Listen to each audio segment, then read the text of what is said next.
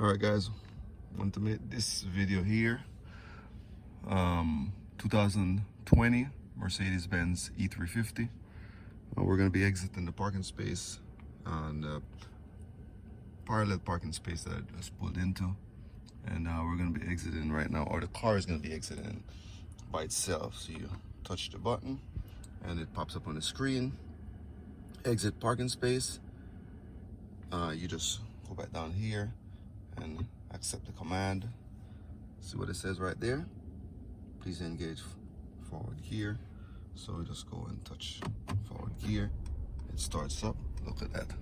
No hands on the steering wheel. And it gets up by itself. Look, see, there's a car in front. So it'll stop and it's gonna back up. See that? Because there's a car in front. So it doesn't want to hit the sheriff car. So it stops and then back up. Then it pulls out.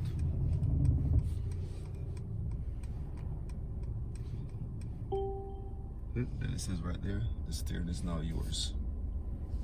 That's it. So yeah, these days you don't have to know how to parallel park anymore. Just buy a car that comes with the feature, and that's it.